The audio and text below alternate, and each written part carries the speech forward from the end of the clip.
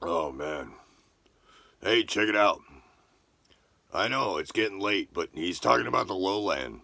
Dude, Nah, you might want to watch this. Hey, what? Huh? Okay. Okay, what's going on, man? How about we talk California? Woohoo! Alright, so I know the place kind of well, pretty well enough, I guess. Say whatever you want. I don't live there anymore, but I know it well. Flooding. Alright, fires, flood, mudslides, earthquake. There was a part in, God, where was it? Let's see if I can adjust this a little bit. There was a place, Santa Monica, just north of that. Highway 101 goes up just before you get, I think it was just before Ventura or just in Ventura. There used to be houses on the left. That wasn't all ocean. There used to be houses on the left. I know this because my father used to own a hot tubs and spa company, and after he passed away, my mom still serviced one of the hot tubs that was at that property, and I used to go every once in a while, and it was really, really cool. It was right beachfront property and everything. It was actually up on stilts. The ocean reclaimed it. Said, mine, give it back. Now, a lot of people are unaware of this because a lot of people that live in California aren't originally from California. California floods. Gnarly.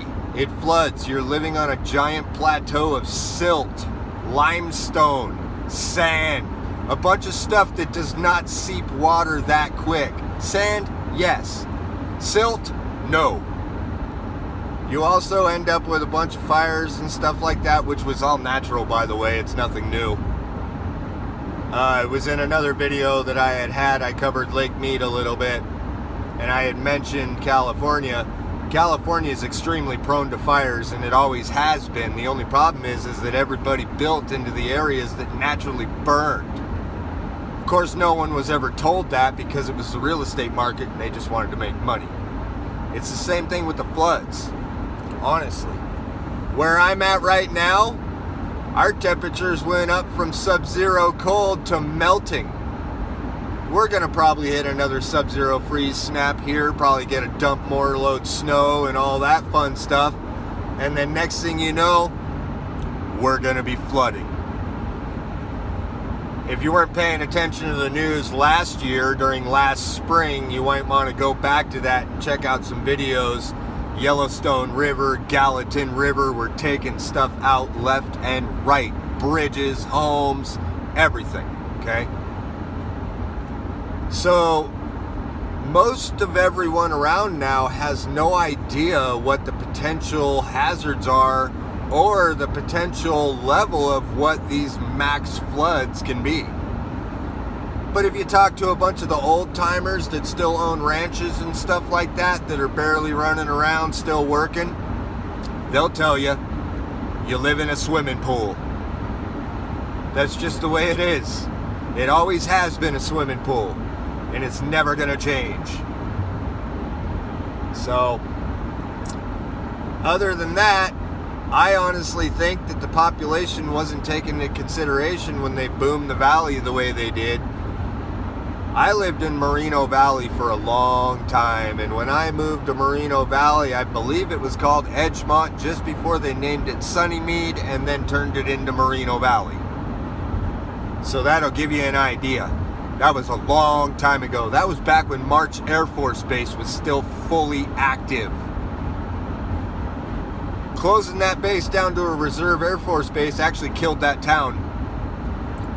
Of course, back into the late 90s, it started to explode again.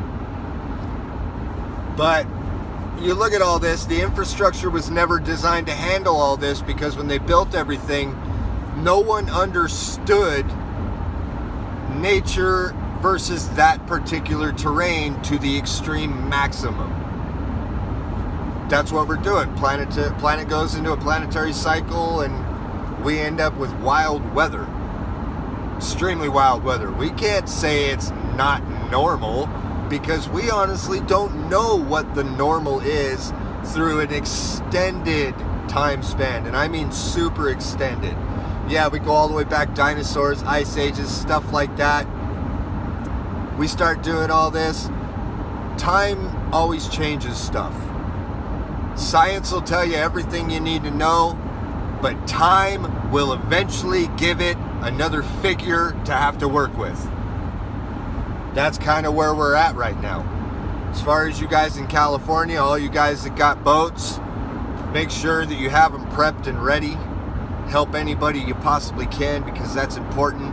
Trust me, I would do the same thing if I was down there with my boat. Okay?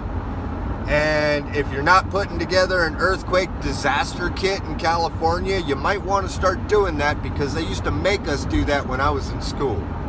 Okay? So you guys try to stay dry, try to stay warm, make sure you try to stay as safe as possible.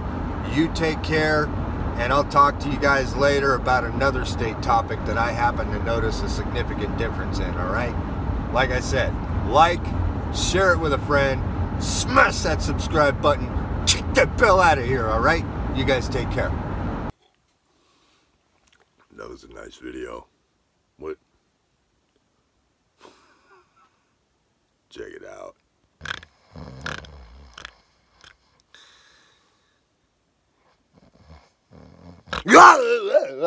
Hey, what? Huh?